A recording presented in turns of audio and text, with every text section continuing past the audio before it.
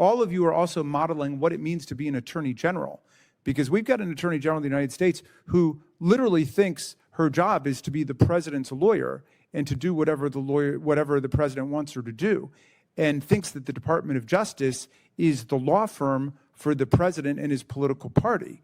I mean, that's a remarkable deformation and diversion of American history. Our system experienced a major failure, and it certainly wasn't the first occurrence. What transpired next reverberated across the nation, starting with a deafening silence. A genuine crisis unfolded in Washington, D.C., especially evident during the shocking events of January 6, when a violent crowd invaded the Capitol at Donald Trump's encouragement. They assaulted police officers, threatened the vice president, and wreaked havoc. On that day, Trump chose inaction. He neither summoned the National Guard nor provided any guidance. He remained silent as turmoil unfurled. Today, Trump alleges that D.C. is plagued by crime, even though crime rates have reached a historic low in the past 30 years. This claim diverts attention from genuine issues.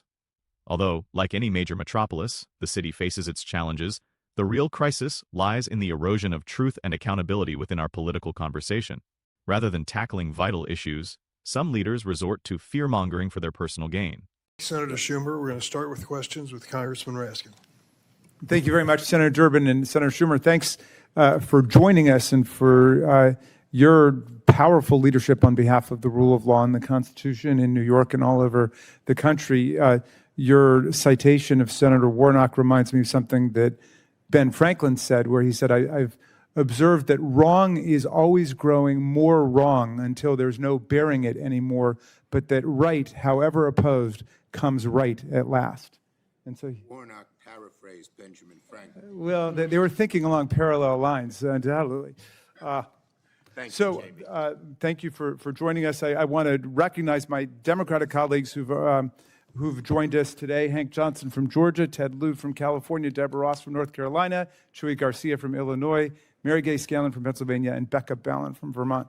But I just have a couple of questions for you guys. One is I want to say that when, pursuant to Senator Warnock and Ben Franklin, we get through this nightmare, and we will, and when we reclaim the trajectory of American history for democracy and freedom, and we will, all of you will be remembered by future generations for what you did to stand up for us during this time. And I don't want you to think that anybody doesn't notice, because we do notice what it is you're doing. But I want to ask you this, because in addition to the substantive defense of the rule of law and the Constitution you're engaged in, all of you are also modeling what it means to be an attorney general, because we've got an attorney general of the United States who literally thinks her job is to be the president's lawyer and to do whatever the president wants her to do, and thinks that the Department of Justice is the law firm for the president and his political party. I mean, that's a remarkable deformation and diversion of American history.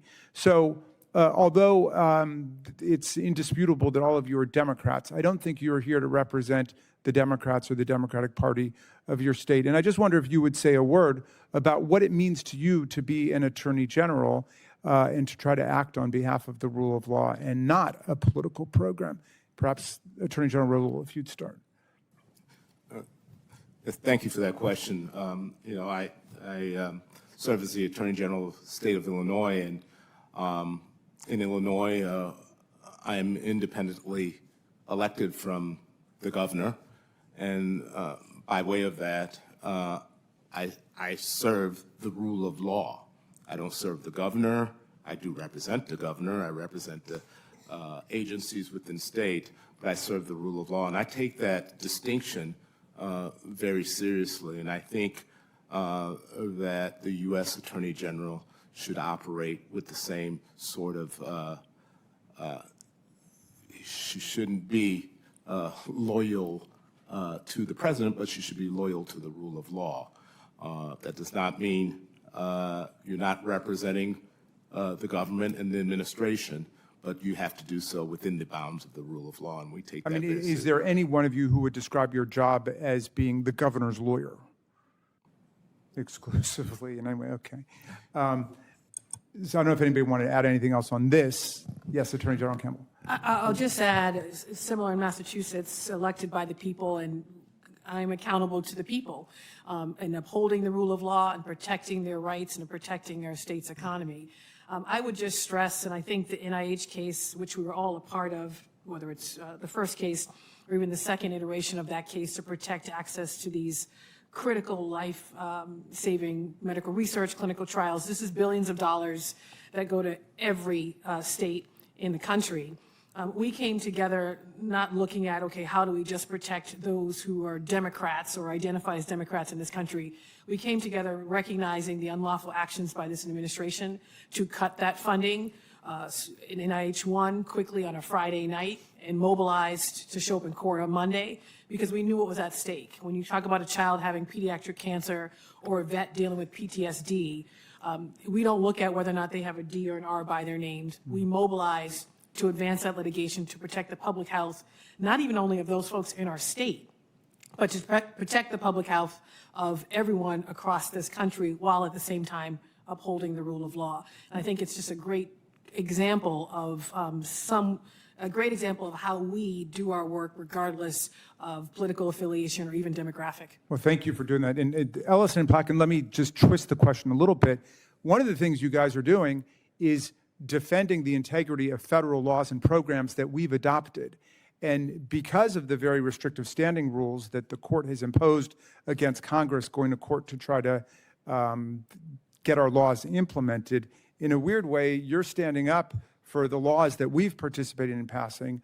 But that's for all of the people, because after all, it's your representatives in Congress who voted for them as well. But I wonder if you could just reflect a little bit on that role you're playing in terms of making federal law work for everybody in the country as a state attorney general.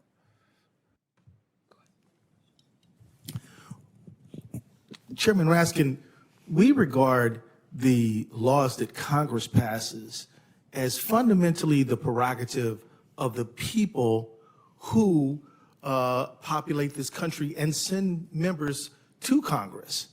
And so for an executive to usurp the role of Congress in appropriations or establishment of agencies or anything like that, we view as an outrageous overreach that simply cannot be tolerated.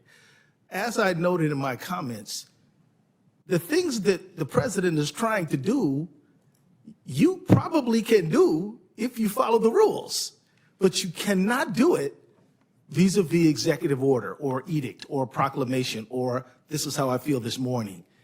The fact is that there are procedures that they can follow. They got to go to Congress. You want to abolish the Department of Education, as horrible of an idea as I believe that is, you have to go through Congress to do that. So he's not only doing things that I think are harmful to the American people, he's doing them in a way that is harmful to our system of justice and democracy. Great. And then finally, forgive me. I was just going to note, Representative Raskin, that what you said at the start of this is the core of many of the lawsuits we filed. Article 1 gives this body the broadest powers, particularly when it comes to passing laws, spending money. And a bulk of the cases we have talked about and have brought have been the president. When we say he can't act like a king, it means he can't take actions that you have done and put into law, signed into law by a president, passed by a Congress, and decide on a whim that he wants to, say, convert a Department of Transportation highway program into an immigration enforcement program. That is not what the Constitution allows. And so our lawsuits have been about standing up in many ways for the authority of this body to do the important work that it does. What if everything they've mentioned is part of something more sinister, hidden right before our eyes? Let's delve into what's truly being concealed. Donald Trump constantly insists that crime and graffiti are increasing in Washington, D.C., yet the statistics reveal it's the safest it's been in over 3 decades. So, what's all the fuss really about? It's not about crime. It's a diversion from a much bigger issue, the Epstein Files. Trump once vowed to make these files public, but now he's the one keeping them under wraps. During his campaign, Trump claimed he would disclose everything. His own FBI director asserted that the public deserved full transparency. Even his attorney general appeared on national television holding the files, stating that the infamous client list was on her desk. Then, out of nowhere, that commitment disappeared. An unsigned statement surfaced, denying the existence of the client list. The government decided to seal the files indefinitely, just like that, shutting the doors. Under Trump's administration, the Justice Department turned away from transparency, burying the truth about Epstein and his associates once again. But people aren't buying it. Polls indicate that 71% of Americans believe Trump had some knowledge of Epstein's crimes before any investigation started. Only 8% think he knew nothing, and nearly 60% are unhappy with how he handled the situation. The public is beginning to see past the diversions and recognize the cover-up. Then came the questionable relocation of Ghislaine Maxwell. Convicted of trafficking and abusing young girls, she was supposed to serve a stringent sentence. She was quietly transferred to a low-security prison in Texas, more akin to a vacation spot than a prison, with no fences or strict protocols, a facility generally off-limits to sex offenders. What occurred just prior to this transfer? She had a private meeting with the former criminal defense lawyer of Deputy Attorney General Todd Blanche. Less than 48 hours later, her prison conditions were inexplicably softened, raising several concerns. Congressman Jamie Raskin and other Democrats on the House Judiciary Committee demanded explanations and documentation on the meeting. Was Maxwell being compensated? Was there a promise made to her in return for changing her narrative? Some worry this could be part of a broader strategy to shield Trump, possibly even hinting at a potential presidential pardon in the future. Pam Bondi, close to Trump, is also under the microscope. She has been accused of doing everything possible to keep the Epstein files sealed, not just to protect Trump, but to safeguard a larger network of influential figures connected to Epstein's abuses. Critics contend that Bondi has overstepped from political defense into criminal safeguarding. This scandal could involve other significant identities in those files, explaining why the system appears to be bending over backwards to shield them. Epstein's victims have faced betrayal time and again, most recently by Maxwell's quiet transfer. Their families weren't even informed of her move, making justice feel mocked. Even the legal system has chimed in. A federal judge recently refused a request by Trump's team to unseal some grand jury documents, labeling it more about optics than actual transparency. The aim isn't justice, it's damage control. Observe the pattern. Trump vowed transparency, his associates echoed it, then reversed course, denied the client list, sealed the files, quietly relocated Maxwell, and orchestrated secret meetings. This is a calculated effort to cover up, protect influential names, and keep the truth buried. Meanwhile, Trump continues to exaggerate the crime situation in D.C., despite the evidence contradicting his claims. Allies like Kash Patel and Dan Bongino are scrambling to maintain relevance. Bondi's reputation is deteriorating under accusations of manipulating the justice system. Even Trump's staunchest supporters are beginning to sense something is off. Trump and Epstein weren't just casual acquaintances. Epstein himself mentioned Trump was one of his closest friends for over a decade. The files do exist. The main question is, why is Trump so eager to keep them hidden? The answer is becoming more apparent. If those files see the light of day, they won't only damage Trump, they could dismantle an entire network of elites with everything at stake. That's why every rule is being bent, every lever pulled, and every distraction thrown at us.